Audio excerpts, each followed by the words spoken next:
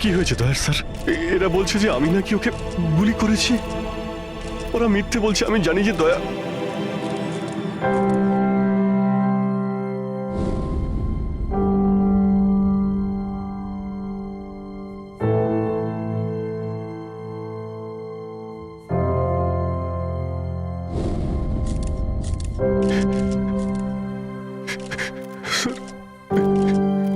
Sir আমি জানি না স্যার আমি কখন।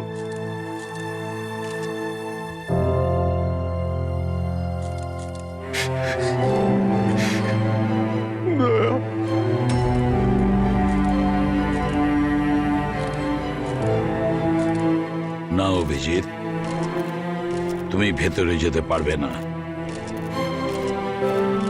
তুমি দয়ার প্রাণ নিয়েছো, তোমাকে আমরা গ্রেপ্তার করছি।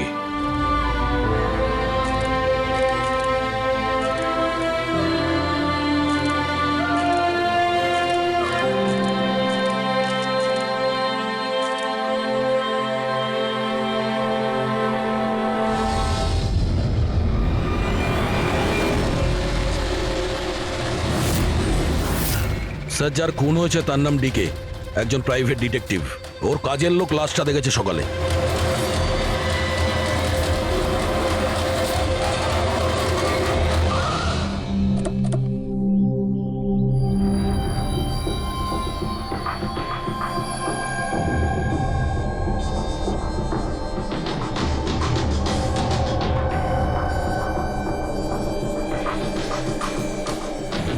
দয়া, এর মুখ তো ক্ষতবিক্ষত, মনে হচ্ছে পয়েন্ট ব্ল্যাঙ্ক রেঞ্জ থেকে একাধিক গুলি করে মারা হয়েছে একে। স্যার, এই রুমের জিনিসপত্র সব ঠিকঠাক জায়গায় আছে, কিছুই হয়নি। মনে তো হচ্ছে না এখানে কোনো হাতাহাতি হয়েছে।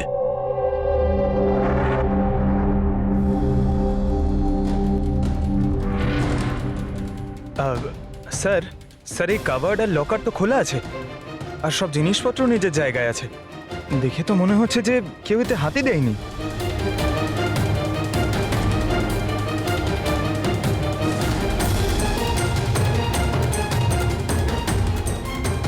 স্যার, টাকার গয়না যেকে সেই আছে। মনে হয় উনি যা চাইছিল সেটা পেয়ে গেছে। স্যার, গুলি।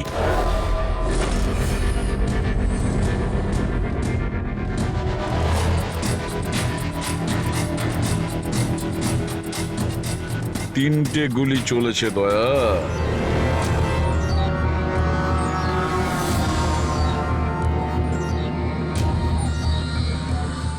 স্যার। হ্যাঁ বলো ফেডরিক। স্যার, এই জানলাটার কাঁচ সরানো হয়েছে, তার মানে খুনি এখান থেকেই পালিয়েছে। হ্যাঁ, একটা কাজ করো ফেডরিক, এখান থেকে ফিঙ্গারপ্রিন্ট তোলো। স্যার। হ্যাঁ দয়া। হ্যাঁ, ডিকের মোবাইল ফোনটা দেখুন স্যার। মরার আগে ডিকে কোনো সঞ্জয়কে 3 বার কল করেছে। সঞ্জয়? ওই সঞ্জয়কে আপনি চেনেন? না সাহেব। রাত 1টার থেকে 2:30-এর মধ্যে 3 বার। সঞ্জয়ের ডিটেল বের করো। স্যার, আর হ্যাঁ দয়া, অভিজিৎ তো এখনো এলো না। তুমি ওকে ফোন করে বলনি এখানে আসতে ক্রাইম সিনে? হ্যাঁ স্যার, বলেছিলাম। মনে হয় কোনো জ্যামে আটকে গেছে। জ্যামে আটকে গেছে? ওকে ফোন করো আর বলো এখানে তাড়াতাড়ি আসতে। স্যার। হ্যাঁ।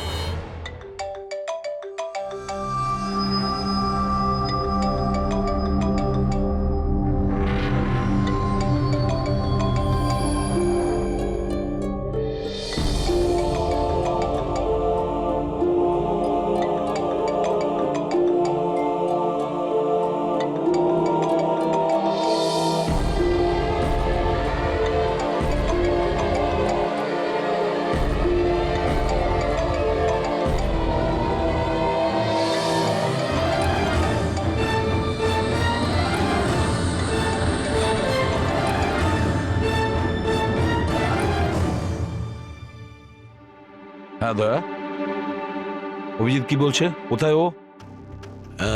স্যার, মানে ওর শরীর খুব একটা ভালো না স্যার। ও ডাক্তারের কাছে যাবে, তারপর ওখান থেকে সোজা বিউরোতে যাবে। কোনো প্রবলেম আছে? না স্যার, কোনো প্রবলেম নেই। বুঝতে পারছি না, অভিজিৎ দিল্লি থেকে আসার পর কেমন অদ্ভুত আচরণ দেখছি ওর মধ্যে।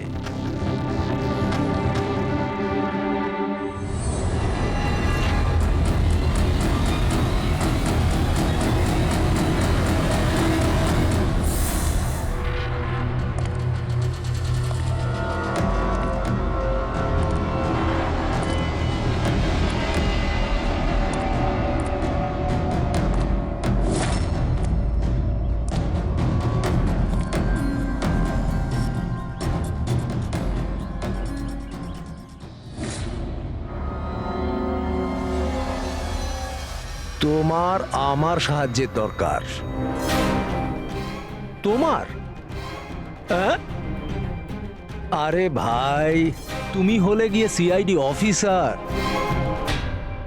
হ্যাঁ, কিন্তু এই কাজটা এটা আমি একা করতে পারবো না। চলো ঠিক আছে, তোমাকে সাহায্য করব, এতে আর কি আছে। চলো চা তো খাওয়া যাক। আরে না, ঠিক আছে, আমি আমি ঠিক আছি। আই মিন, দেখ চেতন, এই কাজটা না, এই ব্যাপারে যেন কেউ কিছু না জানে, বিশেষ করে আমার টিম। আরে এটা আবার কি কথা বলছো? আমরা এতদিনের পুরনো বন্ধু, এইটুকু বিশ্বাস করতে পারছো না? হ্যাঁ বলো, কি করতে হবে?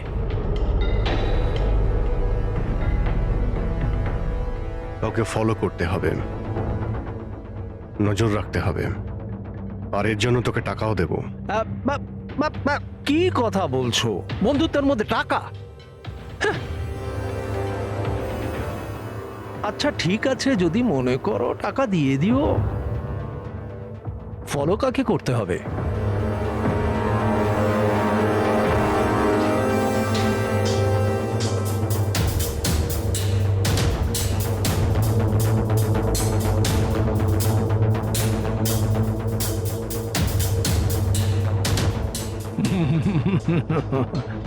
অভিজিৎ, মনে হচ্ছে তুমি ভুল করে ভুল ছবি দিয়ে দিয়েছো। ভুল ছবি আমি দিইনি, একেই তোকে ফলো করতে হবে। এ কোথায় যায়, কি করে, কার সঙ্গে দেখা করে, সবকিছু রাত 10টা থেকে সকাল 6টা পর্যন্ত। আর প্লিজ কোনো প্রশ্ন করবি না, যা বলেছি তাই করবি, ব্যাস। ওকে? ওকে।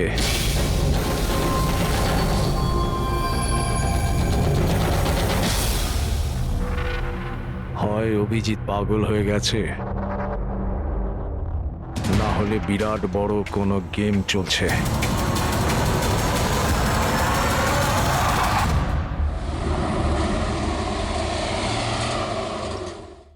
কি কি বলছেন? ও খুন হয়ে গেছে? মরার আগে ডিকে শেষবার ফোনে আপনার সঙ্গে কথা বলেছিল মাঝরাতে। কি কথা হয়েছিল আপনাদের মধ্যে? আমার কথাতে একজনের উপরে নজর রাখছিল, কোনো প্রমাণ পেয়েছিল, সেই জন্য আমাকে ফোন করেছিল। হায়ার করেছিলেন কেন? আমার বস মন্দিরা ম্যাডামের জন্য। মন্দিরা? কুমার জুয়েলার্সের ওনার, বিখ্যাত পেজথি সেলিব্রিটি। আশা করি আপনারা ওই দিল্লির কেসটার ব্যাপারে নিশ্চয়ই জানেন বোধহয়। ও হো হো হো হো, মন্দিরা কুমার, মন্দিরা দেবী। ওনার বিরুদ্ধে তো ওনার স্বামী, শ্বশুর, শাশুড়ি আর কেয়ারটেকারকে মারার অভিযোগ আছে, তাই না? ঠিক বলেছেন। কিন্তু সঠিক প্রমাণ না থাকার কারণে কোর্ট মন্দিরা দেবীকে ছেড়ে দেয়। আর তার কিছুদিন বাদেই মন্দিরা দেবীর পার্সোনাল অ্যাসিস্ট্যান্ট ঈশানা আত্মহত্যা করে নেয়।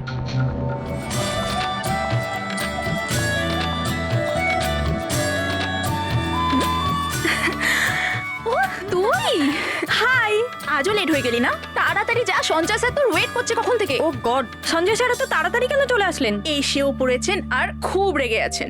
মাই গড, তুই আমার ব্যাগটা সামলা, আমি এক্ষুনি আসছি।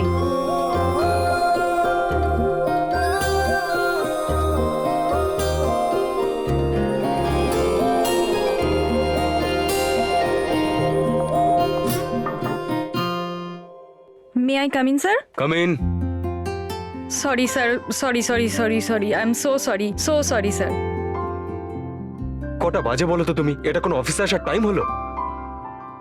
স্যার ট্রাফিক খুব বেশি ছিল। কি ট্রাফিকের কথা বলছো তুমি? রোজ একই কথা বলে যাও তুমি। হ্যাঁ, এই অফিসের বাকি লোকজনও তো ওই ট্রাফিক পেরিয়ে আসে, তাই না? হ্যাঁ বলো কুমার। না না, 30শে ডিসেম্বরের আগে কিচ্ছু করা সম্ভব না। আরে তুমি তো এটা জানো যে 30শে ডিসেম্বরে মন্দিরা ম্যাডামের একটা ইভেন্ট রয়েছে মুম্বাইতে, তার আগে কিছুই করা সম্ভব নয়। হ্যাঁ হ্যাঁ,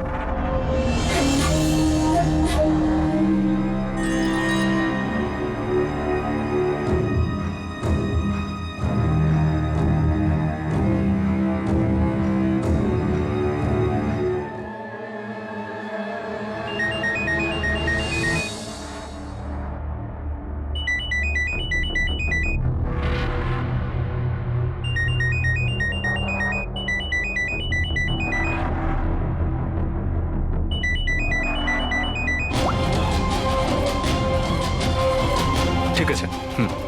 ওকে।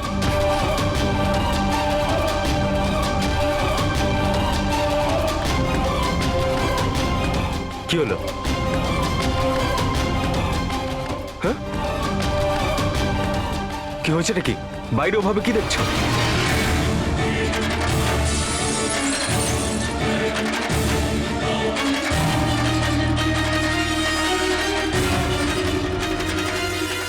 আমারই কেবিনের জানলা দিয়ে ঝাঁপ মেরে আত্মহত্যা করেছিল। আত্মহত্যা কেন করেছিল সেটা কেউ জানে না। আচ্ছা, মন্দিরা দেবী ডিকে কে কার ওপর কড়া নজর রাখতে বলেছিলেন? ওনার প্রাণ সংশয় রয়েছে। ডিকে সেটাই খোঁজ করার চেষ্টা করছিল। প্রাণের ভয় কার থেকে? আসলে কোর্ট থেকে ছাড়া পাওয়ার পরে কেউ ম্যাডামকে হুমকি দিচ্ছিল। আচ্ছা, শুধু ওই হুমকিটা ফোনেই কি? হ্যাঁ, ফোনের মধ্যেই অচেনা নাম্বার থেকে আর টাইপ করা চিঠি পাঠিয়ে। আসলে ম্যাডাম পুলিশের চক্করে দ্বিতীয়বার পড়তে চাননি, সেই জন্য ডিকে কে হায়ার করেছিলেন উনি। তো কিছু জানতে পেরেছে ডিকে? ওর হাতে কিছু প্রমাণ তো এসেছিল, কিন্তু ও সেটা পেন ড্রাইভে সেভ করে রেখেছিল। ওই পেন ড্রাইভটাও আমাকে দিতে চেয়েছিল, সেই জন্যই দিল্লি থেকে মুম্বাই এসেছিলাম আমি। কিন্তু ডিকের বাড়িতে ওর লকারটা খোলা ছিল। আচ্ছা, ওই লকার থেকে পেন ড্রাইভটা চুরি হয়ে যায়নি তো? হতে পারে দয়া। ওর বাড়িতে আমরা একটা ল্যাপটপও পেয়েছি স্যার, হয়তো ওর থেকে কিছু জানা যাবে। মন্দিরাটা কি করে করতে পারলো? পুরো অ্যাকাউন্টটাই বন্ধ করে দিল। নিজেকে কি মনে করেন উনি? সবকিছু কি ওনার ইচ্ছা মতো হবে নাকি? এনারা কারা? সিআইডি। আমরা ওই মানে সঞ্জীবের সঙ্গে দেখা করতে এসেছি। আপনারা দুজন কে? স্যার, ইনি কায়রা, মিস্টার কুমার, মন্দিরা ম্যাডামের মেয়ে। ও স্যার আর ইনি ম্যাডামের রিলেটিভ মিস্টার সুবীর। আমরা মন্দিরা ম্যাডাম আর ওর ফ্যামিলির সঙ্গে কবে দেখা করতে পারবো? কারণ ওদের প্রাণ রক্ষা করার দায়িত্ব এখন আমাদের ওপর। ইনফ্যাক্ট মন্দিরা ম্যাডাম, কায়রার কাকাতো দাদা শেখর আর ওনার স্ত্রী সবাই আজ রাতেই আসছেন। 30শে ডিসেম্বর কুমার্স জুয়েলার্সের একটা বড় চ্যারিটি ইভেন্ট রয়েছে, তাতে পার্টিসিপেট করার জন্য। তাহলে ঠিক আছে, কালকে সকালেই দেখা হবে।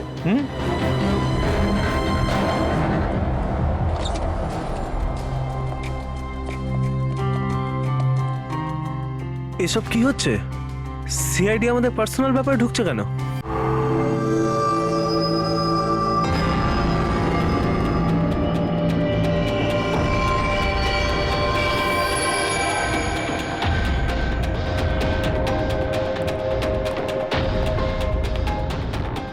Good morning sir. Good morning. Hello sir, এখন কেমন আছেন আপনি?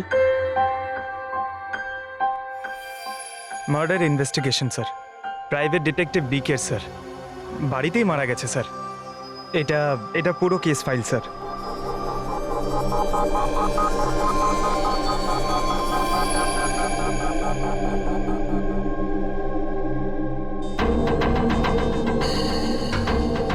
স্যার, এই ছবিগুলো ওর বাড়ির ছবি, এগুলো ওরই বাড়ির ছবি এটা। আর এখানেই ওর মার্ডার হয়েছে, তাই না?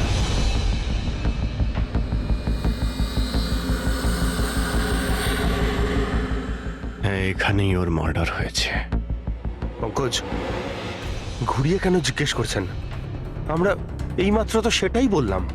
সেটাই তো স্যার, মনে হচ্ছে ওনার শরীর এখনো ঠিক হয়নি, কোনো গন্ডগোল মনে হচ্ছে স্যার।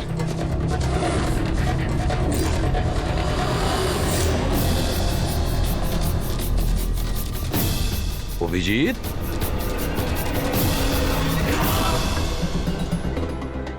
Good morning sir. কি কি হয়েছে তোমার? হ্যাঁ, কোন জগতে ছিলে?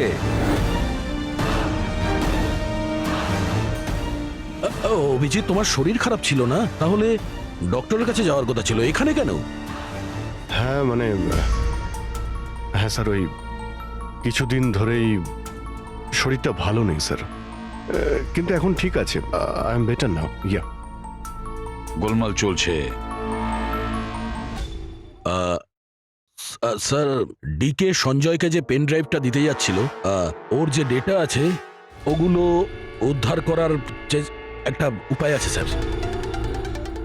পেন ড্রাইভ তো পাওয়া যায়নি তো। হ্যাঁ, তাহলে ডেটা কোথা থেকে পাবে? স্যার, আছে না একটা উপায় আছে, ওই আমরা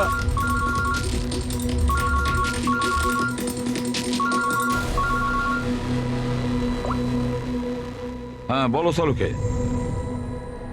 হ্যাঁ,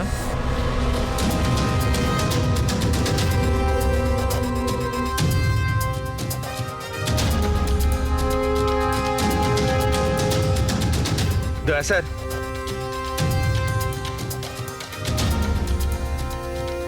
স্যার, অভিজিৎ স্যারের শরীর এখনো ঠিক মনে হচ্ছে না। কেন? স্যার, ওনাকে কেসের ব্যাপারে বোঝাচ্ছিলাম, কিন্তু উনি আমাদের কথা শুনছিলেনই না, খুব বেখেয়ালি ছিলেন স্যার। রেডি স্যার, মন্দিরের ব্যাপারে সব ডিটেলস বের করতে হবে। নিউজ পেপারে, টিভিতে যাই এসেছে সব।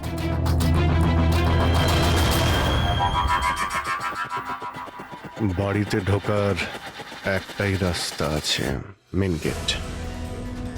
চাবি ডিকে আর ওর বাড়ির মেডের কাছে থাকে। বাথরুমের জানালা, তার মানে খুনি বাথরুমের জানালার কাঁচ খোলে আর ভিতরে ঢোকে, আর তারপর অভিজিৎ ক্রাইম সিনে ছিলই না, আর এখানে তো বাথরুমের কোনো ফটোও নেই। তাহলে ও এগুলো কি করে জানলো? অভিজিৎ আমার কাছে কিছু লুকোচ্ছে, কিন্তু কি?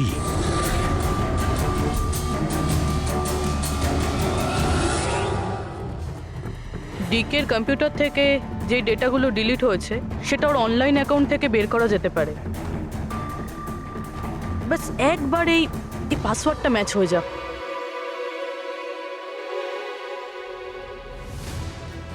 কিছুদিন ধরেই শরীরটা ভালো নেই স্যার, কিন্তু এখন ঠিক আছে, আই এম বেটার না।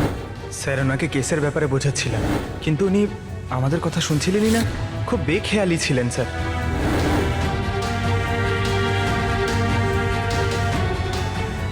Yes sir, sir password match হয়ে গেছে।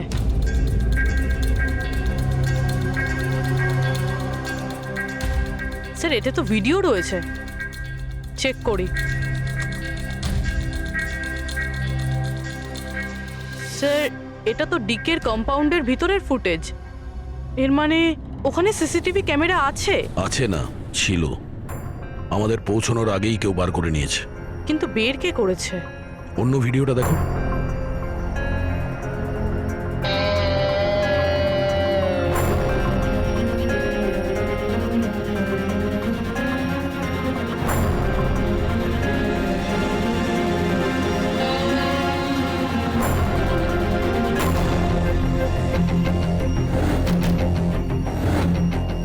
এটা কি করে সম্ভব?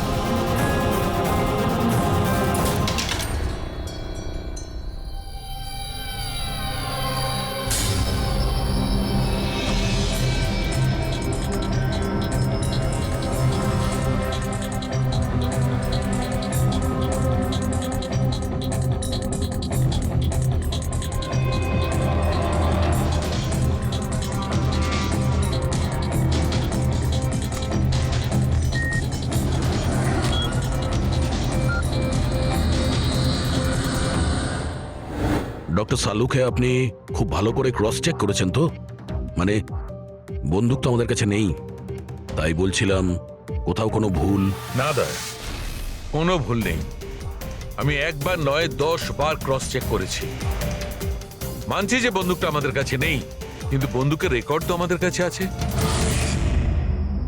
সেই গুলিটা যা দিয়ে ডিকে কে মারা হয়েছে, সেই গুলিটা ওর বন্দুক থেকেই চলেছিল। গুলির প্যাটার্ন, গুলির উপর লেগে থাকা চিহ্ন, সবকিছু এইটাই প্রমাণ করছে যে সেটা অভিজিতেরই বন্দুক।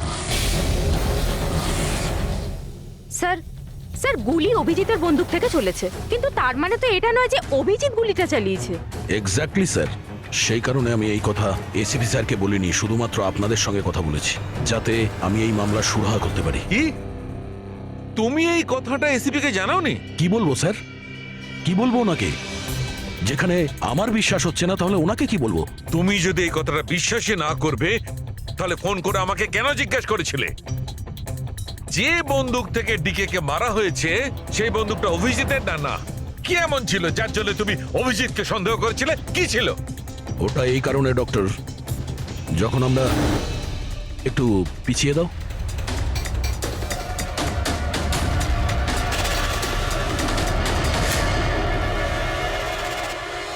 অভিজিৎ ডিকের বাড়িতে, আর দয়া তারপরেও তুমি অভিজিৎকে বাঁচানোর চেষ্টা করছো।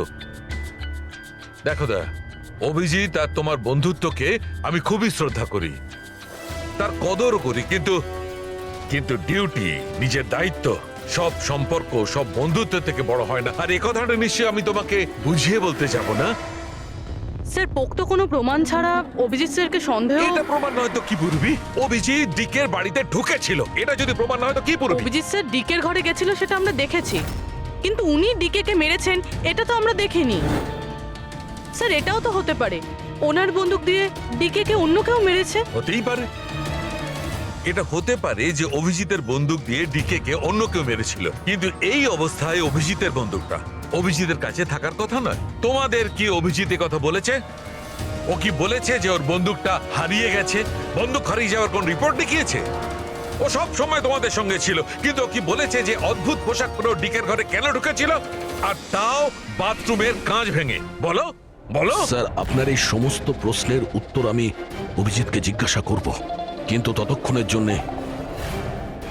জন্য এসিপি স্যারকে আপনি কিচ্ছু বলবেন না।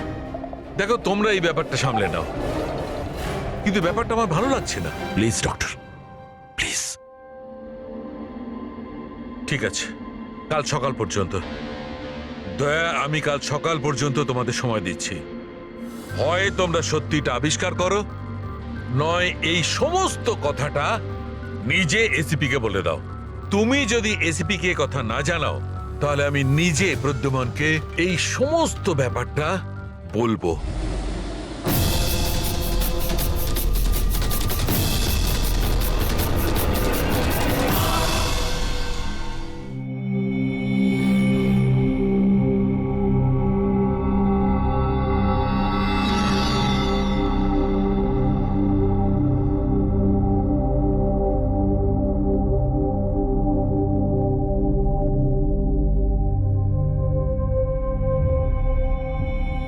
আধ ঘন্টার বেশি হয়ে গেল, 10টা থেকে 10:30 হয়ে গেল, এখনো আসেনি।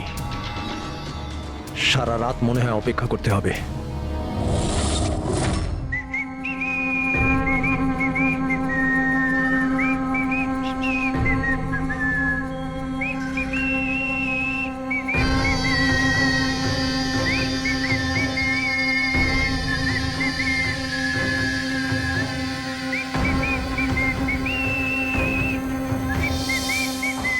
ভুল ছবি আমি দিইনি, একেই তোকে ফলো করতে হবে। এ কোথায় যায়, কি করে, কার সঙ্গে দেখা করে, সবকিছু রাত 10টা থেকে সকাল 6টা পর্যন্ত। এটা অভিজিৎ? ওর কি হলো? এরকম সেজেছে কেন?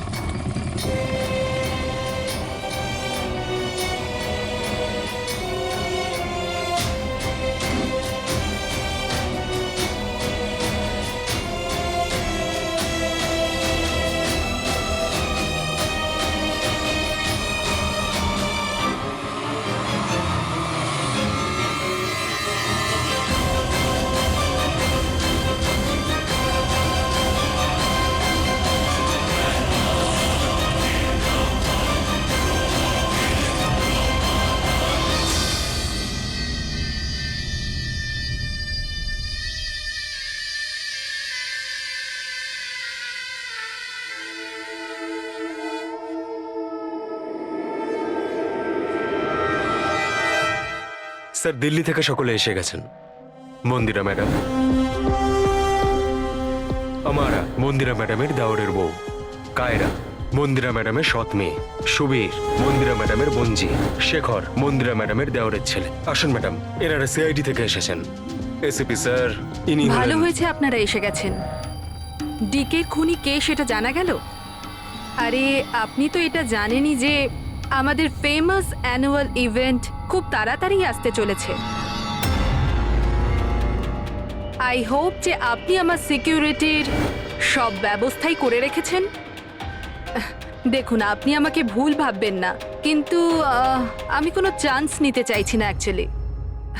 এই ইভেন্টটা আমার কাছে খুব বেশি ইম্পর্ট্যান্ট, কিন্তু আমার প্রাণের থেকে বেশি নয়। আপনি কি মনে করেন আপনি আমাকে সিকিউর রাখতে সক্ষম হবেন? আর ডিকের কেসটায় কিরকম কি প্রগ্রেস হলো? আসল খুনির ব্যাপারে কিছু জানা গেল? ওসব আপনার জানার দরকার নেই মন্দিরা দেবী। মেইন হলো আপনার নিরাপত্তা, সেটা দায়িত্ব আমাদের। কি চমৎকার বৌদি, আপনার ভয় লাগছে মন্দিরা দেবীর, যাকে আইনও কিছু করতে পারলো না। মানতে হবে তাকে যে আপনাকে ভয় পাইয়ে দিয়েছে। মনে হয় ও জানে না ইনার ব্যাপারে যে ইনি কি কি করতে পারেন। আপনিও কি মনে করেন আমি আমার স্বামী আর বাকি সবাইকে মেরে ফেলেছি? দেখুন, আপনার বিরুদ্ধে যে অভিযোগই থাকুক না কেন, সেটাতে আমাদের কিছু যায় আসে না। কোর্ট আপনাকে রায় দিয়েছে, আর আমরা কোর্টের রায়কে যথেষ্ট সম্মান করি।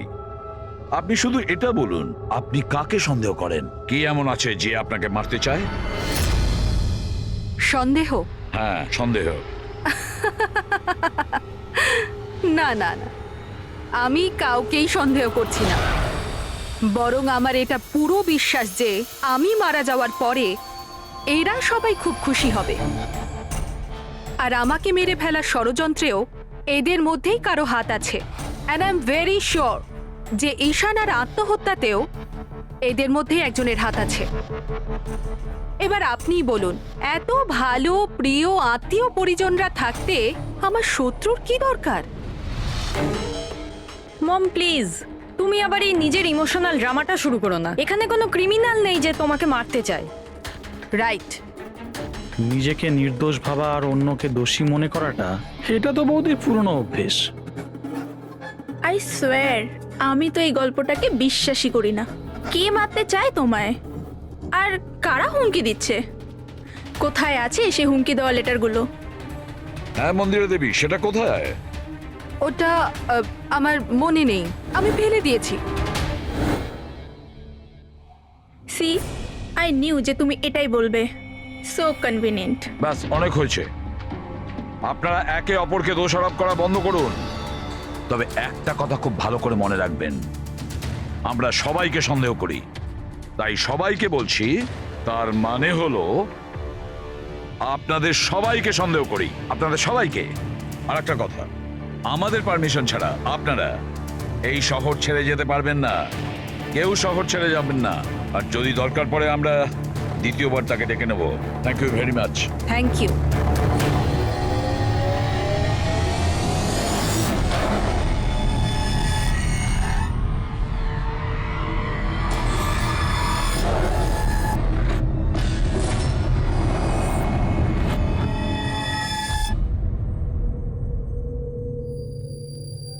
এটা এটা আমি?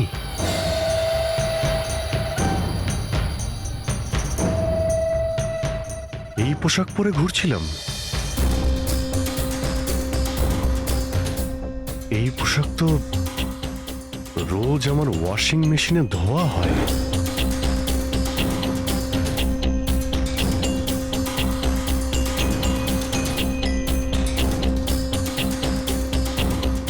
আর এই জুতো,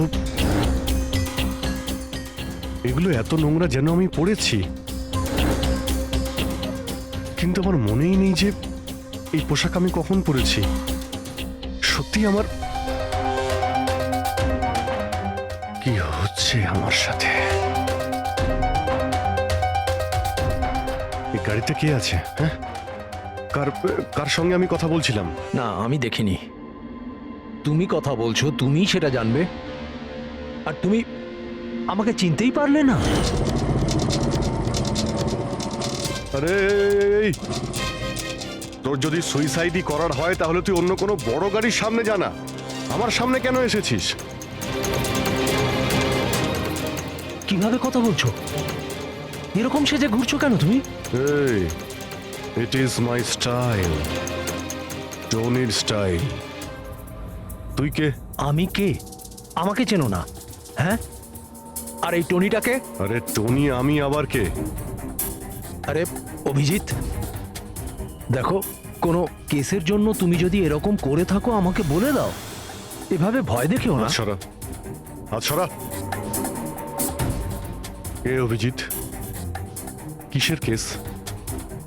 আর তুই কি বলছিস কিছুই আমার মাথায় ঢুকছে না। আমার নাম হলো টনি। টনির সঙ্গে পাঙ্গা নিবি না, বুঝেছিস? সরে যা আর আমাকে যেতে দে। চল।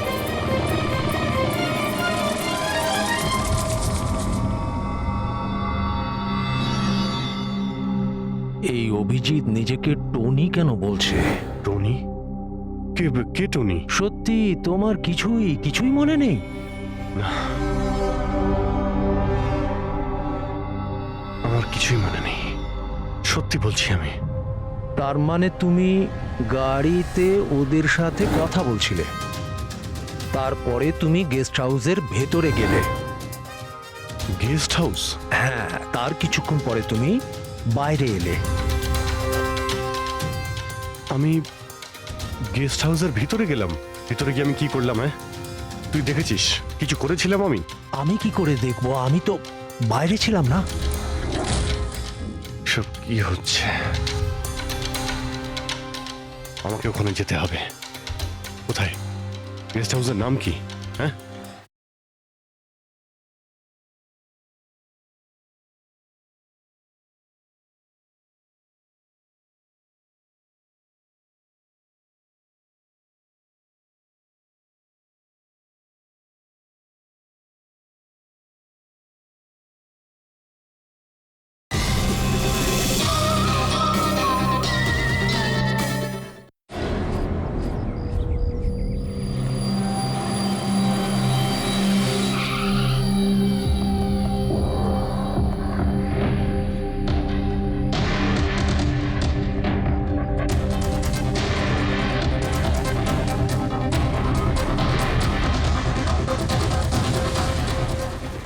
স্যার রক্ত।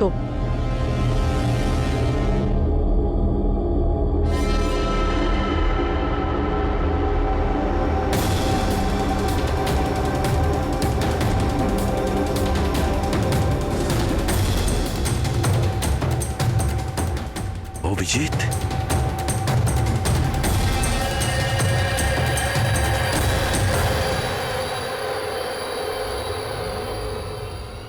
দয়া, তুমি এখানে? তোমার ফোন ট্র্যাক করে আর এই প্রশ্ন তো আমিও তোমাকে করছি অভিজিৎ। তুমি এখানে কি করছো?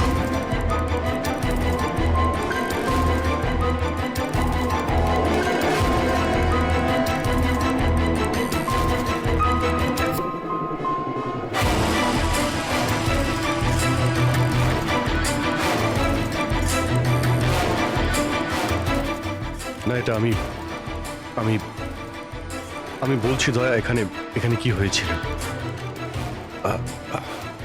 অভিজিৎ, এখানে কি হয়েছে ওটা তো আমি দেখছি। তুমি বলো, কে করেছে এটা? হ্যাঁ, তো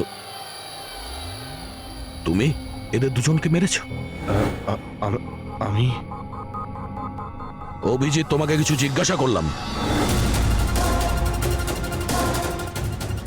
তুমি মেরেছো এদের? স্যার স্যার স্যার আপনি অভিজিৎ স্যারকে দোষ দিচ্ছেন। আমার দোষ দেওয়ার কোনো ইচ্ছা নেই পুরবী। তুমি নিজে দেখছো না এখানে দুটো লাশ পড়ে আছে, রক্তে ভেসে গেছে।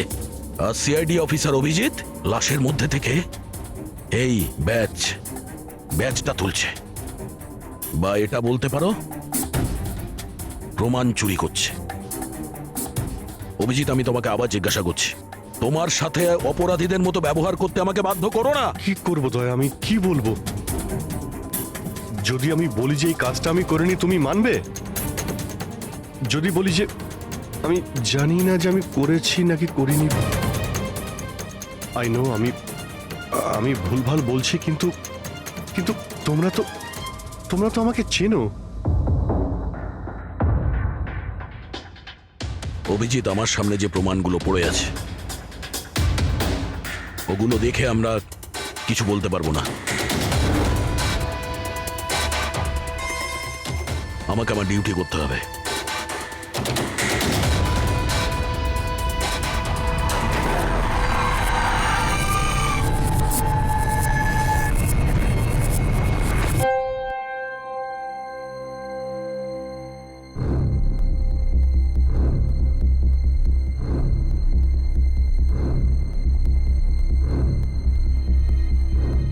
অভিজিৎ, এতক্ষণ ধরে একের পর এক জিজ্ঞেস করে যাচ্ছি তোমাকে, কিন্তু কোনো উত্তর দিচ্ছ না তুমি। হ্যাঁ, তুমি জানো তোমার উপর কি অভিযোগ আছে? মাথায় কিছু ঢুকেছে? স্যার, ওই এক মিনিট, ব্যাস। তোমার কাছে এটা আশা করিনি। এত কিছু ঘটে গেল, তুমি আমাকে বলনি কেন? আমাকে বলনি দয়া? সালুকে আমাকে বললো, তা নাহলে তো আমি জানতামই না। তা আমি তাই করেছি যেটা উচিত ছিল। বলো অভিজিৎ, তুমি কি এই খুনটা করেছো? অভিজিৎ, তুমি কি এই খুনটা করেছো? আমি জানি না স্যার। কেন জানো না? তুমি কেন জানো না? হ্যাঁ, ডিকের বাড়িতে তুমি লুকিয়ে লুকিয়ে ঢুকেছিলে, সেটা আমি সিসিটিভিতে দেখেছি। ওই লাশগুলোর পাশে তুমি দাঁড়িয়েছিলে। এই দয়া তোমাকে এখানে ধরে নিয়ে এসেছে। ডিকে আর বডিগার্ডের উপরে যে গুলিটা চলেছে সেটা তোমার গান থেকে চলেছে, ওই গান থেকে চালানো হয়েছে। আর তুমি বলছো তুমি কিছুই জানো না? আমার চোখের ওপর চোখ রেখে তুমি বলো, বলো তুমি এই খুন করোনি। বলো তুমি এইগুলো কিছুই জানো না। বললাম তুমি জানি না স্যার, আমি কিছুই জানি না স্যার। সরি। কি বলবো আপনাকে, আমি কি বলবো স্যার? যখন আমি বুঝতেই পারছি না যে আমি ডিকের বাড়িতে কেন গিয়েছিলাম, কি করে সমস্ত খুন আমার বন্দুক থেকেই হচ্ছে, আমি জানি না স্যার। স্যার আমি তো ডিকিকে চিনি না, ওর বডিগার্ডদের আমি চিনি না, আমি মন্দিরাকেও চিনি না, আমি তো স্যার নিজেকেও চিনি না। আমি কোথায় যাই, কি করি, কার সঙ্গে দেখা করি, আমি কিছুই জানি না। গত কয়েকদিন ধরে আমার সঙ্গে এইরকমই হচ্ছে স্যার, কিন্তু আমি কিছুই বুঝতে পারছি না। সারাদিন সব ঠিকই থাকে, রাতে বাড়িতে যাই, খেয়ে দিয়ে ঘুমিয়ে পড়ি, আর যখনই সকালে উঠি তখন অদ্ভুত জামা কাপড় পরা দেখি, অদ্ভুত জুতো দেখি যেগুলো আমার নয়। জানি না কি করে আমার বাড়িতে চলে আসে। ড্রেসগুলো ওয়াশিং মেশিনে ধোয়া হয়েছে, জুতোতে মাটি লেগে থাকে, এমনটা মনে হয় যেন আমি ওগুলো ব্যবহার করেছি, কিন্তু আমি বুঝতে পারি না। নিজেকে খুব ক্লান্ত লাগে, এমন মনে হয় যেন আমি সারা রাত জেগেছিলাম, অথচ আমি কি করেছি আমার কিছুই মনে থাকে না। মনে হয় প্রতিদিন আমার 6 থেকে 7 ঘন্টা হারিয়ে যাচ্ছে, যার ব্যাপারে আমি কিছুই জানি না। আপনি বলছেন আমি ডিকের বাড়িতে গিয়েছিলাম, হতে পারে, কিন্তু আমি জানি না। আমি ডিকে আর ওর বডিগার্ডদের মেরেছি কিনা আমি জানি না। আমি মন্দিরাকে মারার চেষ্টা করেছি সেটাও আমি জানি না। আমি কি করেছি, কেন করেছি, আমি কি করতে চলেছি, আমি কিছুই জানি না স্যার, আমি কিছুই জানি না।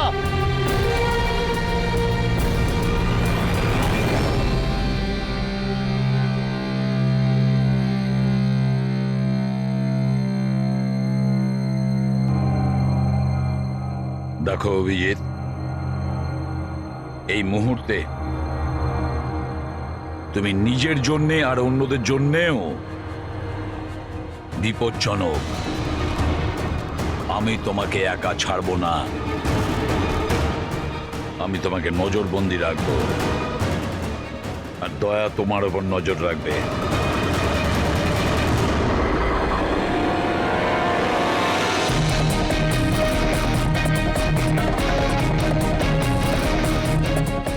দয়া, স্যার, একটা কথা ভালো করে মনে রাখবে, তুমি নিজের বন্ধুর ওপর নয়, বরং একজন অপরাধী খুনির ওপর নজর রাখবে, এমন একজন লোক যে মানসিক ভারসাম্য হারিয়েছে। আজ থেকে এই কেসের তদন্ত আমি নিজে করব, আর তুমি অভিজিৎকে আটকাবে কোনো অপরাধ করা থেকে, আর তার জন্য যদি অভিজিতের ওপর গুলিও চালাতে হয় তাও তুমি চালাবে। Is that clear? Yes sir.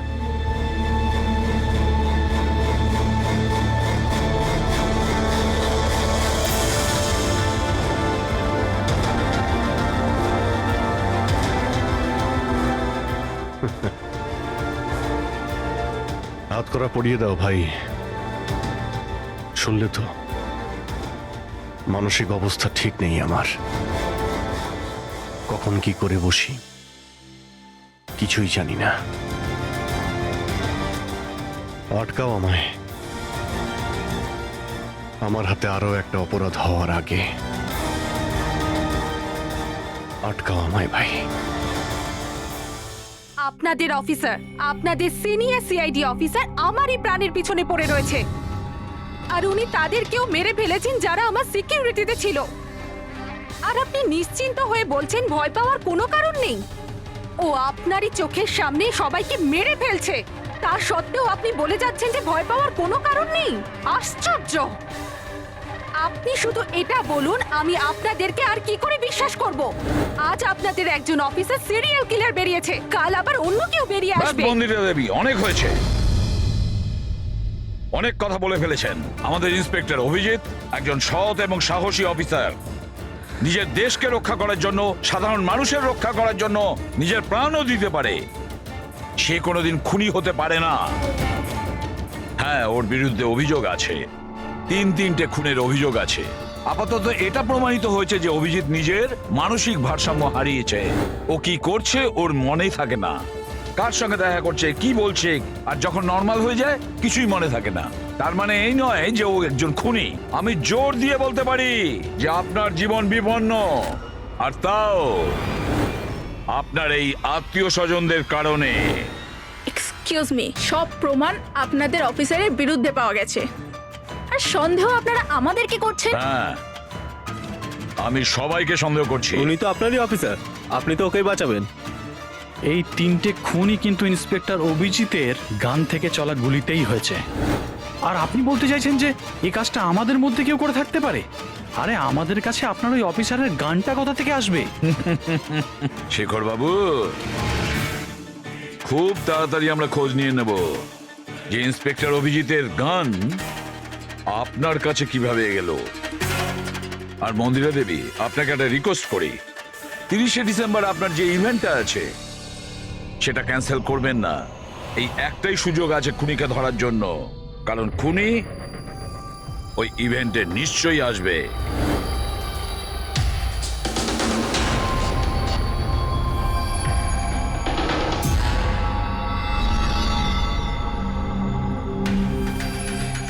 Sir sir হ্যাঁ সঞ্জয়, কি হচ্ছে? স্যার আপনি অভিজিৎ স্যারের ব্যাপারে কিছু বলছিলেন যে ওনার ভিতরে অন্য একজনের প্রতিফলন ঘটে, স্মৃতিশক্তি ওনার, মানে উনি আগের দিন রাতের কথা মনে করতে পারেন না। হ্যাঁ, তো ঠিক এরকমই, এক্স্যাক্টলি এরকমই অন্য আরেকজনের সাথেও হয়েছিল। কার সঙ্গে বলুন? স্যার ঈশানা। ঈশানা? যেদিনও আত্মহত্যা করেছিল তার কিছুদিন আগে থেকেই একদম এরকমই আচরণ করতে শুরু করেছিল। কি অদ্ভুত রকম হয়ে গিয়েছিল, অন্য মনস্ক থাকতো। যেদিন আত্মহত্যা করেছিল তার কিছুদিন আগে থেকেই একটা অদ্ভুত রিংটোন সেট করেছিল নিজের ফোনে, আর তারপর সেই দিন হঠাৎ করে ওই রিংটোনটা বাজতে শুরু করলো। আর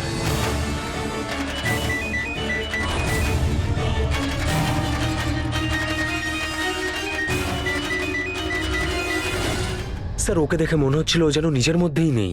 স্যার, অভিজিৎ স্যারও তো দিল্লি থেকে ফেরার পর এইভাবেই বিহেভ করছে। হ্যাঁ, ঈশানা, অভিজিৎ, দিল্লি, এই তিনটের কোনো না কোনো কানেকশন আছে, নিশ্চয়ই কোনো গোলমাল আছে, কিছু না কিছু আছে।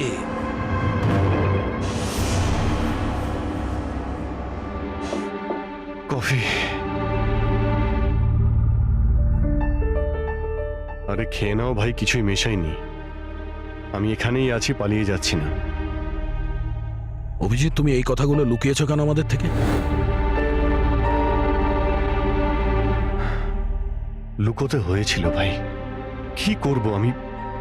আমি কিছুই বুঝতে পারছিলাম না যে আমি কি করব, আমার সঙ্গে কি হচ্ছে। যেখানে আমি নিজেই কনফিউজ, আমি সেখানে কি বলবো তোমাকে? সেই জন্য, আর কোনো ব্যাপার নয়। আমার ওপর ভরসা ছিল না নাকি? আমাকে যোগ্য ভাবনি যে আমি তোমার কোনো সাহায্য করতে পারি? কি ভাই, এসব কি বলছো তুমি? ব্যাপারটা এরকম নয়। তাহলে বলনি কেন? আমার তো মনে হচ্ছে আমি তোমাকে চিনি না। এই মুহূর্তে আমি যার সঙ্গে বসে কথা বলছি সে অভিজিৎ নাকি অন্য কেউ?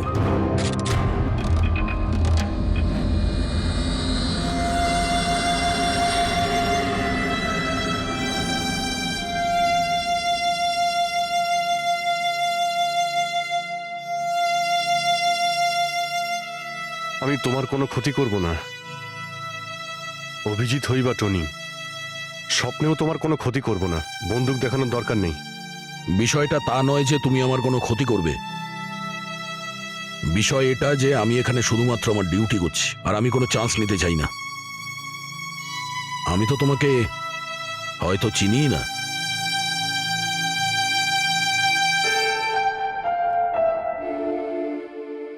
ঠিক আছে, তুমি যখন বুঝতেই পারছো না আর কি বলবো।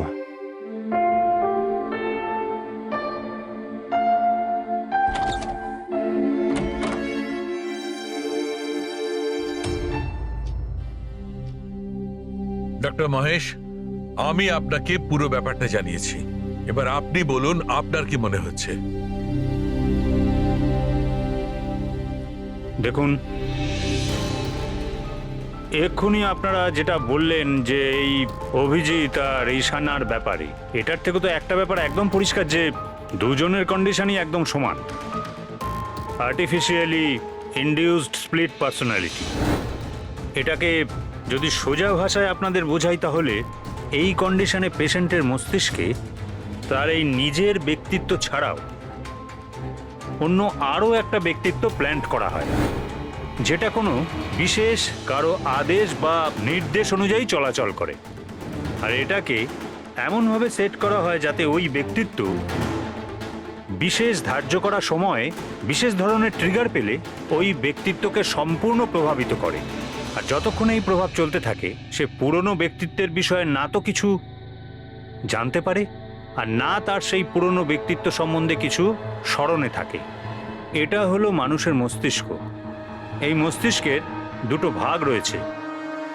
সচেতন মস্তিষ্ক মানে কনসাস স্টেট অফ মাইন্ড, যার মধ্যে আমরা এখন আছি। অচেতন মস্তিষ্ক মানে semi conscious state of mind, মানে যখন আমরা ঘুমিয়ে থাকি তখন সক্রিয় হয়। আর কখনো কখনো জেগে থাকার সময়ও কোনো নেশার বা কোনো ওষুধের প্রভাবেও আমাদের অচেতন মস্তিষ্ক সক্রিয় হয়ে ওঠে। সচেত আর অচেত দুটো অবস্থাতেই মস্তিষ্ক ভিন্ন ভিন্ন কাজ করে, কিন্তু এই অবস্থাতে দুটো মস্তিষ্কই যা চিন্তা করে, কোনো কথা বা কোনো স্মৃতি সব সেভ করে নেয়। সচেত মস্তিষ্কের মধ্যে সেভ করা কথাবার্তা আমাদের অনেক বছর ধরে মনে থাকে, কিন্তু অচেত মস্তিষ্কে সেভ করা কথাবার্তা আমাদের মনেই থাকে না। ডক্টর মহেশ, এটা একটা হিপনোটাইজের মতো সম্মোহন, যাতে মানুষের মস্তিষ্ককে পুরো কন্ট্রোল করে যা কিছু করানো যায় রোবটের মতো, আর পরে কোনো বিশেষ আওয়াজ করে ওই সম্মোহনটাকে ভেঙে দেওয়া যায়, মানুষের কিছুই মনে থাকে না। না না না ডক্টর সালুকে, সম্মোহন একদম আলাদা প্রক্রিয়া। সম্মোহন অবস্থায় আপনি মানুষকে ততক্ষণই কন্ট্রোল করতে পারেন যতক্ষণ সে সম্মোহিত আছে। সম্মোহিত অবস্থা থেকে একবার বেরিয়ে আসার পর তাকে আবার সম্মোহিত করতে হয়। এখানে ব্যাপারটাই পুরো আলাদা। এখানে মানুষের মস্তিষ্কে একটা ঘটনা যা আদৌ ঘটেইনি, একটা ব্যক্তি যার কোনো অস্তিত্বই নেই, তাকে ওই মানুষের মস্তিষ্কের ভিতরেই প্ল্যান্ট করা হয়, তার মস্তিষ্কে এই কথাটাই ফিট করা হয়। আচ্ছা, তার মানে এত কিছু অভিজিতের সঙ্গেও ঘটেছে। কোনোভাবে অভিজিৎ ওই ট্রিগারগুলো পেয়ে যায়, যার কারণে টনি জেগে যায়। Exactly sir. রাতে অভিজিৎ ঘুমিয়ে পড়ার পর নিশ্চয়ই কোনো না কোনো আওয়াজ শুনতে পায়, যেটা ওই টনির জন্য একটা ট্রিগারও হতে পারে। হয়তো ওই আওয়াজটা শুনেই টনি জেগে যায়, কিন্তু অভিজিৎ সেখানেই ঘুমিয়ে থাকে। টনি জেগে যায় যে টনি আসলে খুনি, একজন বদমাশ, একজন অপরাধী। আর অভিজিৎ যাদেরকে চেনে ও তাদের কাউকেই চেনে না। যদি এটাই হয়তো অভিজিতের ভেতরের টনিকে কোনোভাবে কমেন্ট দেওয়া হয়েছে মন্দিরাকে মেরে ফেলার জন্য, তাহলে 30শে ডিসেম্বর ইভেন্টে টনি এর পরিণাম দেখতে চায়। মন্দিরাকে মেরে ফেলার চেষ্টা করবে 2 দিন পরেই।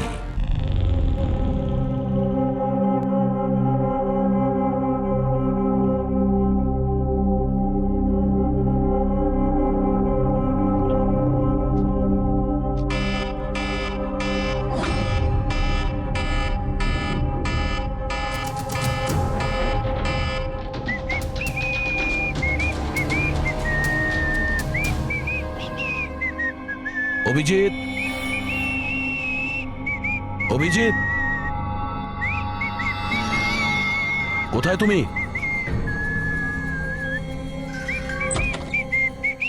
অভিজিৎ, অভিজিৎ, ওই শুনতে পাচ্ছ না?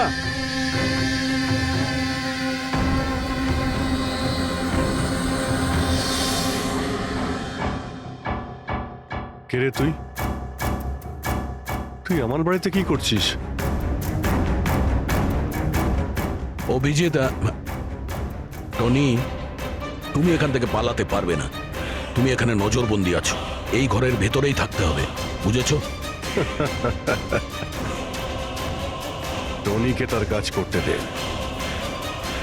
যদি আমার রাস্তাতে বাধা দিস তাহলে জীবনটাও হারাবি তুই। চল এবার যেতে দে। বাড়ির বাইরে না, ভেতরে। হাত সরা, হাত সরা। তোকে তো বললাম যে আমাকে তুই বাধা দিস না, আমার মাথা গরম করিস না। আমার কাজের সময় কেউ বাধা দিতে পারবে না আমায়। চল। টনি, তুমি কোথাও যাবে না, এখানেই থাকবে, তুমি বুঝেছো? কি বললি? টনির গায়ে হাত তুললি তুই? টনির গায়ে হাত তুললি তুই? অভিজিৎ, অভিজিৎ, অভিজিৎ,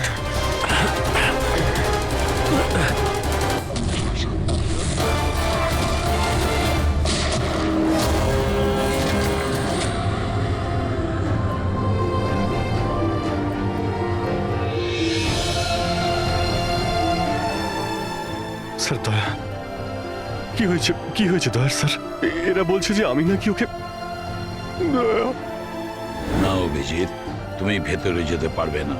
তুমি দয়ার প্রাণ নিয়েছো, তোমাকে আমরা গ্রেপ্তার করছি।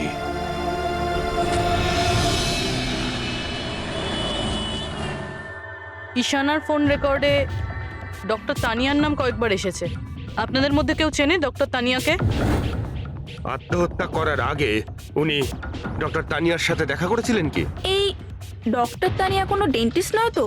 মারা যাওয়ার আগে ঈশানা কয়েকবার একজন ডেন্টিস্টকে দেখিয়েছিল। আমার নাম তো মনে নেই, কিন্তু হতে পারে ইনিই সেই। যতদূর আমার মনে হয় ইনি কোনো ডেন্টিস্ট তো নন। কিছুদিন আগে সিআইডি অফিসার অভিজিৎ এখানে ছিল। Yes ma'am. ওই পুরো সপ্তাহে এখানে যারা যারা ছিলেন তার পুরো লিস্ট আমার চাই। আর ওনার থাকার সময় এই লবিতে থাকা সিসিটিভি ফুটেজও চাই।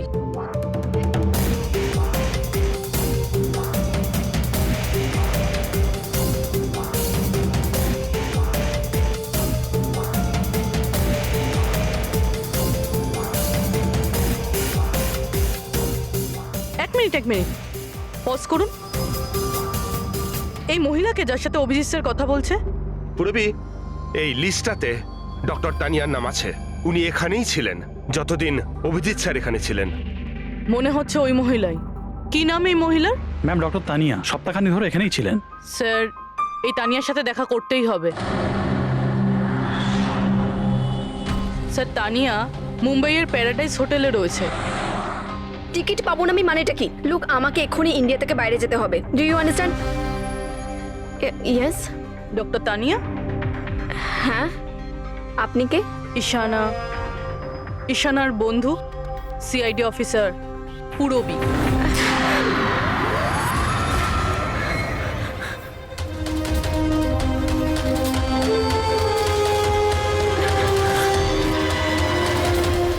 পালানো অত সহজ নয়। কোথায় পালাচ্ছেন তানিয়া দেবী? কি কি চানটা কি আপনারা? অভিজিতের সঙ্গে কি করেছেন আপনি?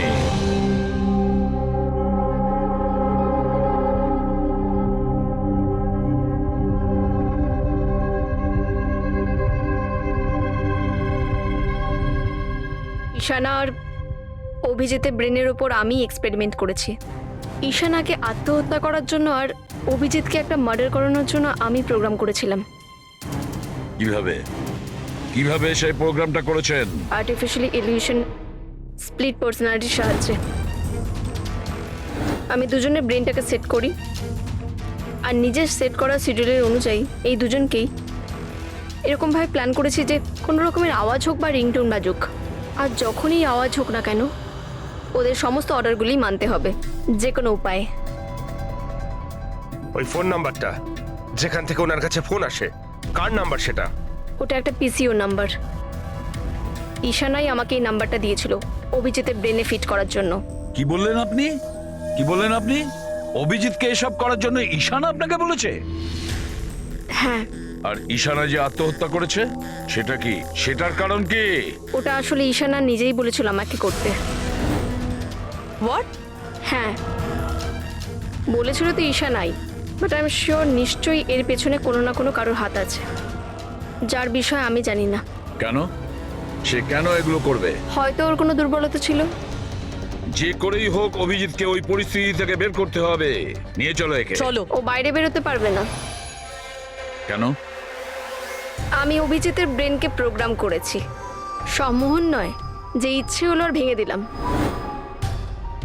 আমি অভিজিতের ব্রেনের মধ্যে একটা খুনিকে প্ল্যান্ট করেছি, টনিকে। এটাই হলো সেই আর্টিফিশিয়ালি ইনডিউস পার্সোনালিটি, যেটা আর কোনোদিনও বাইরেই আসবে না। আমি যদি চাই তাহলেও অভিজিৎকে কোনোদিন বাইরে বের করতে পারবো না, কিন্তু আমি যদি এরকমটা করি হয়তো অভিজিৎ পাগল হয়ে যাবে বা ও মারাও যেতে পারে। মানে যখনই ট্রিগার হবে টনি মন্দিরাকে মেরেই ছাড়বে, আরও ততক্ষণ থামবে না যতক্ষণ না সত্যিকারের মেরেই ফেলছে মন্দিরাকে। আর এসবের মধ্যে যে আসবে সেই মারা যাবে। মন্দিরাকে মারার জন্য ট্রিগারটা কি ট্রিগার আছে অভিজিতের জন্য? ঈশানার কেসে ট্রিগার ছিল একটা রিংটোন, আর অভিজিতের কেসে ট্রিগার হলো একটা রিমাইন্ডার টোন, একটা বিশেষ ধরনের বিপ, যেটা আমি অভিজিতের মোবাইলে সেট করে দিয়েছি। হ্যাঁ, অভিজিৎ মন্দিরাকে কিভাবে মারবে? কি প্রোগ্রাম সেট করেছো তুমি বলো? ততক্ষণ মন্দিরাকে ছুরি দিয়ে স্ট্যাপ করতে থাকবে যতক্ষণ না ও মন্দিরের অনেক রক্ত দেখে ফেলছে। কটা নাগাদ প্রোগ্রাম সেট করা হয়েছে? 10টা নাগাদ। মাই গড, 2 ঘন্টা বাকি আছে। গ্রেপ্তার করো একে।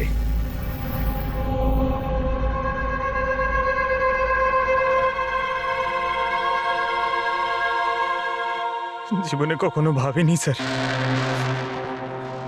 যে আপনার ওপর অপরাধের মতো নজর রাখতে হবে।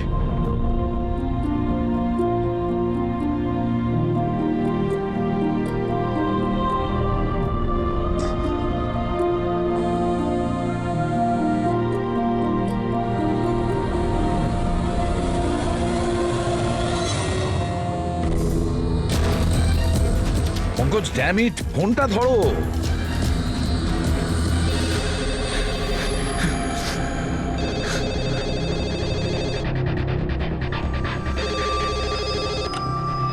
হ্যালো পঙ্কজ, কোথায় ছিলে তুমি?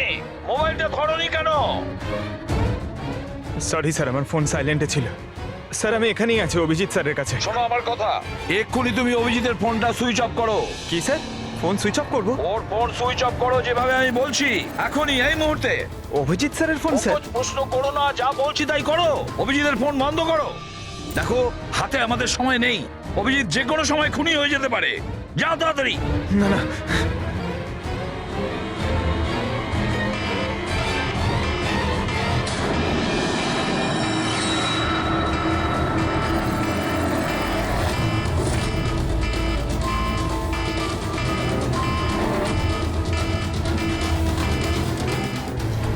ভিজে গেল, কি করি?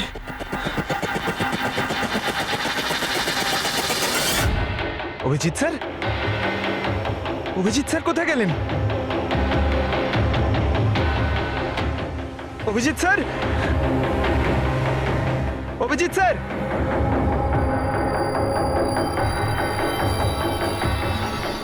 স্যার! তুই আমাকে আটকে রাখবি? হ্যাঁ, আমাকে আটকে রাখবি তুই?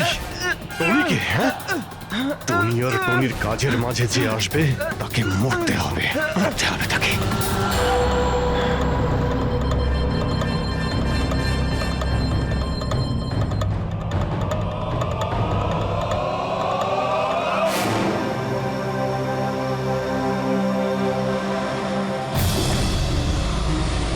স্যার এখানেই চ্যারিটি ইভেন্টটা হবে।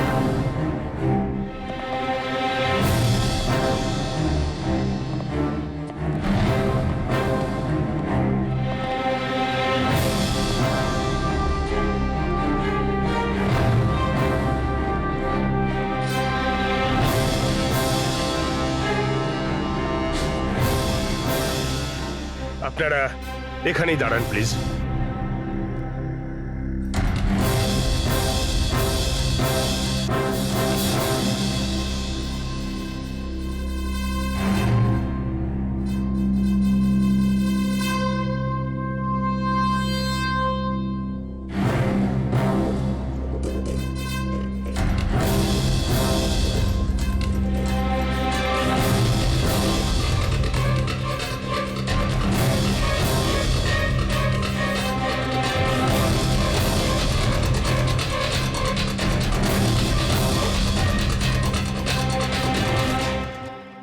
হ্যালো লেডিস অ্যান্ড জেন্টলম্যান, প্রত্যেক বছরের মতো এই বছরের সন্ধ্যাটাও খুবই গুরুত্বপূর্ণ।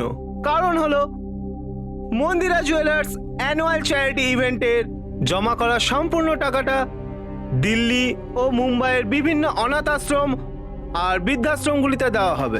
একবার জোরে হাততালি ডিকেসি চ্যারিটির জন্য। প্রত্যেক বছরের মতো এই বছরও আমাদের প্রধান অতিথি আছেন। তিনি আর কেউ না, তিনি হলেন মিসেস খান্না। তাহলে আসুন বন্ধুরা, একটা জোরে হাততালি দিয়ে স্বাগত জানাই মিসেস খান্নাকে। মিসেস খান্না,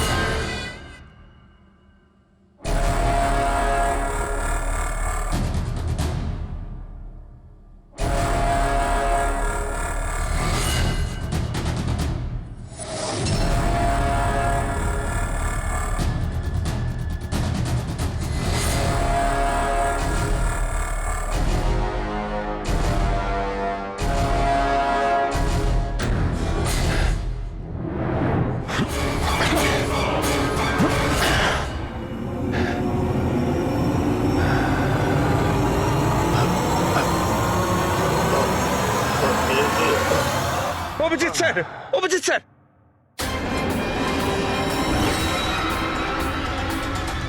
স্যার, স্যার,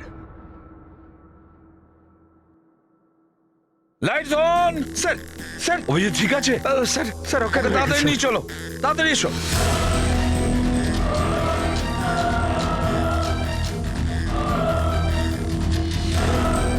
দরজা খুলুন।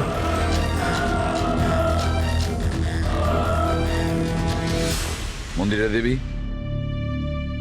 টনি তার মিশন কমপ্লিট করেছে, মন্দিরা দেবীকে মারার। আর আমাদেরকে ভরসা করার জন্য আপনাকে অসংখ্য ধন্যবাদ। আপনারা সবাই আমাকে এখানে আনলেন কেন? আমার তো এখন স্টেজে থাকা উচিত। ম্যাডাম, আমাদের একটা প্ল্যান আছে। প্ল্যান? রবি,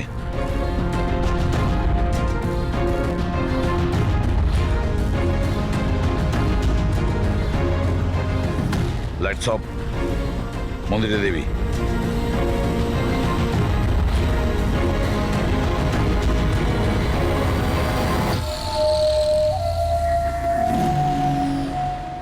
আর আপনার প্রশংসা না করে পারছি না। Thank you. মম, তুমি ঠিক আছো তো? এসব কি? আপনারা আমাদের গ্রিন রুমে লক করে কি করতে চাইছিলেনটা কি? আসল খুনি তো অন্য কেউ, তাই না? স্যার, আপনি সবকিছু মায়ের জীবনের ঝুঁকি নিয়ে করেছেন। যদি সত্যিই মায়ের কোনো ক্ষতি হয়ে যেত তাহলে? এতে তো সত্যি ভীষণ বড় রিস্ক ছিল স্যার, বাট আই হোপ এবার বিপদ কেটে গেছে। বিপদ এখনো কাটেনি, কারণ এই খেলার আসল মাস্টার মাইন্ড এখনো ধরা পড়েনি। গল্প এখনো অনেক বাকি আছে।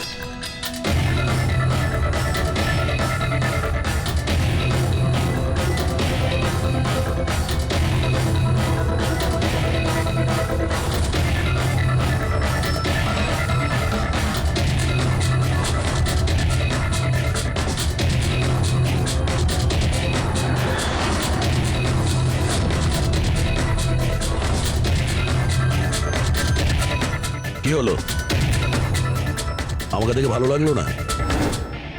কখনো কখনো খুনি পর্যন্ত পৌঁছানোর জন্য আমাদের অ্যাক্টিং করতে হয়। তার মানে ওনার মৃত্যুর খবরটা নাটক ছিল? আমার মৃত্যুতে খুনি খুব খুশি হয়েছিল যে ও জিতে গেছে, আর ওই সুযোগটাই আমরা কাজে লাগিয়েছি। আমরা মন্দিরা দেবীকে বাঁচানোর চেষ্টা করছিলাম, আর দয়া মাস্টার মাইন্ডের পিছনে লেগেছিল। কিন্তু আসল মাস্টার মাইন্ডটা কে?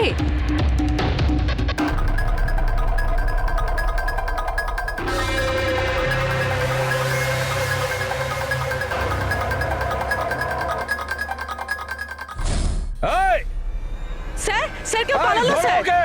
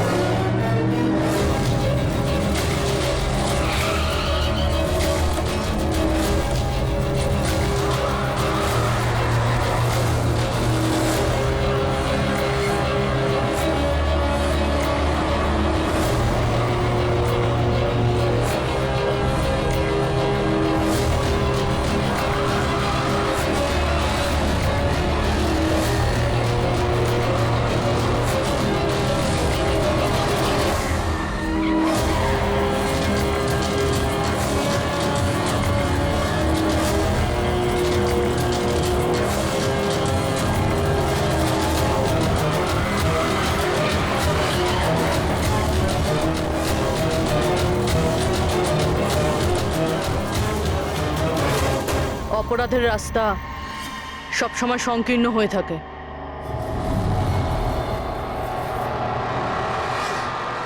তুমি এটাই ভাবছো যে আমরা কি করে জানলাম যে তুমি খুন করেছো?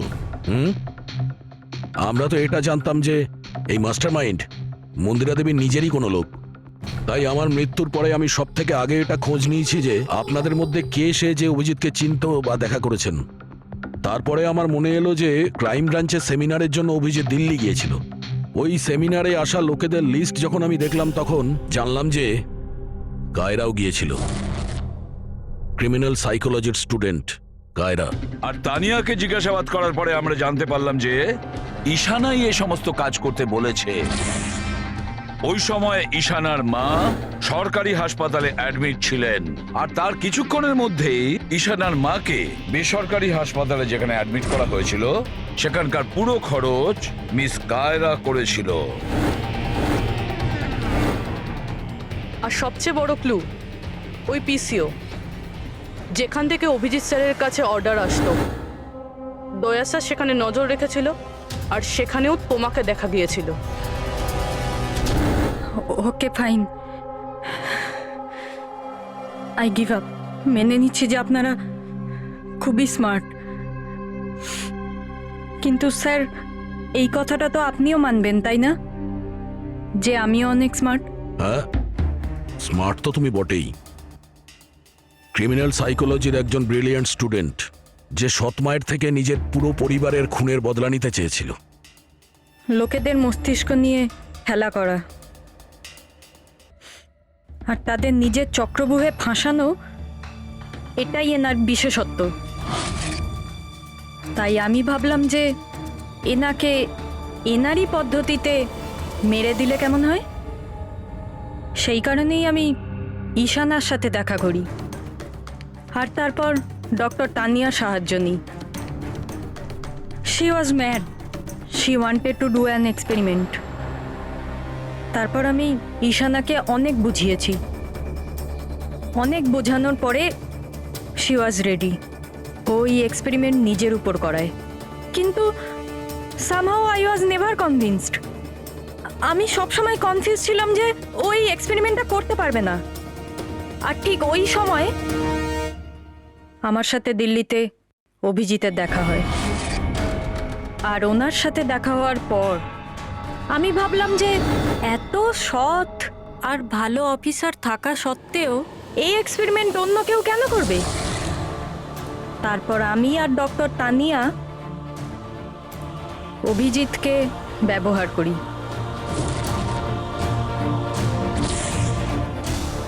আর আমার এক্সপেরিমেন্ট ওর ওপরে করি। আর ঈশানা আমাদের কোনো কাজে ছিল না, তাই ওকে আমাদের রাস্তা থেকে সরিয়ে ফেলি। ডিকে আর ওই দুজন বডিগার্ড, ওরা তোমার কি ক্ষতি করেছিল? ওদেরকে কেন মেরেছো? এটা এই কারণে করেছি যাতে সমস্ত দোষ অভিজিতের উপর চলে আসে। আর অভিজিতের গান থেকে বুলেট নেওয়ার জন্য টনি ছিল তোর মাথার মধ্যে। হি ওয়াজ দেয়ার। তুমি এতটা নিচে নামতে পারো কায়রা, আমি কখনো ভাবতেও পারিনি। এবার জানতে পেরে গেছো তো? তুমি আমার মা বাবার সাথে, আমার ফ্যামিলির সাথে যেটা করেছো না, তোমার বেঁচে থাকার কোনো অধিকার নেই।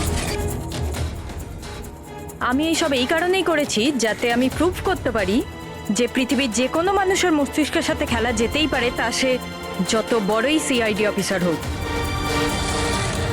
কায়রা, তুমি প্রতিশোধের আগুনে একজন সাহসী অফিসারের প্রাণ নিয়ে খেলেছো।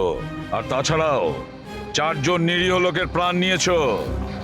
ডিকে, ঈশানা আর মন্দিরা দেবীর 2 জন বডিগার্ডকে। ভীষণ অন্যায় করেছো তুমি। আইন তোমাকে কোনোদিন ক্ষমা করবে না। তোমার তো ফাঁসি হবে, ফাঁসি। স্যার, আপনি প্লিজ এসব মনে করবেন না। একটা বাজে স্বপ্ন ভেবে ভুলে যান। বাজে? ভয়ানক।